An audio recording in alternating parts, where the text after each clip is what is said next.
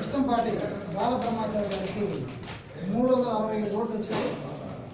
అలానే బొలగాని సుబ్బారావు విమానం గుర్తు వారికి 6 ఓట్లు వచ్చినాయి.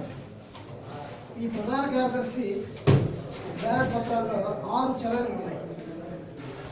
మన కౌంటింగ్ సంఖ్య మొత్తం సరిపోయింది 367 ఓట్లు గడియారానికి 142 ఓట్లు ఒడుకు వచ్చినాయండి.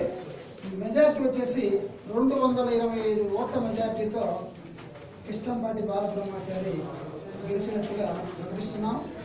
రెండోది అధ్యక్ష బ్యాలెట్ పేపర్లో మొత్తం కాగడా గుర్తు చాపరు నాగేశ్వరరావు గారికి 125 ఓట్లు వచ్చినాయి. గంట గుర్తు గురిజేపల్లి బాల శ్రీనివాస్ గారికి 384 ఓట్లు వచ్చినాయి. దీంట్లో కూడా 11 చల్లని ఓట్లు ఉన్నాయి. గంట గుర్తుకి 354 ఓట్లు వచ్చినాయి. కాగడ గుర్తుకి 125 ఓట్లు వచ్చినాయండి. బాల శ్రీనివాసరావు 259 ఓట్ల మెజార్టీతో గెలుపొందినట్టుగా ప్రకటిస్తున్నాము. దయచేసి ఈ గెలుపులు కానీ ఓటములు కానీ ఎన్నికల్లో నివల్య కారణాల వల్ల ఈ ఎలక్షన్ అనేది వచ్చింది.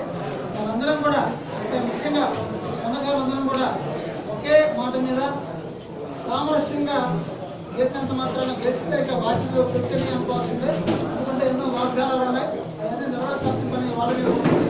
మనం చక్కగా వాళ్ళకి సహకరిస్తూ అన్యోన్యంగా ఎలాంటి పరపత్యాలు లేకుండా ఉండాలనేది మీ అందరినీ కోరుతున్నామండి. ఇప్పటి వరకు మనకి మొదటగా రాష్ట్ర సంఘం వారు మార్కాపురంలో ఈ ఎలక్షన్ జరపడం కూడా చెప్పారు. తర్వాత మనం పొదిలి సెంటర్ అయితే అందరికీ అనుకూలంగా ఉండే ఉద్దేశంతో పొదిలిలో మనం ఏర్పాటు చేసుకోవడం జరిగింది. అలానే పొదిలి స్వరకార సంఘం మిత్రులందరూ కూడా వీటికి ఎంతో మనకి సహాయం చేశారు, సహకారం చేశారు.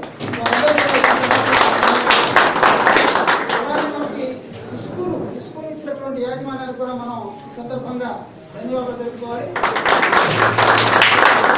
ఉదయం నుంచి కూడా మనకి పోలీసు వారు మన పట్ల ఎంతో అభిమానంగా మనందరికీ మనల్నేమనుకుంటా అందరికీ మన అబ్బాయి జాగ్రత్త చేసుకోవడం చెప్పి మందలిస్తే వాళ్ళ వంతు సహకారం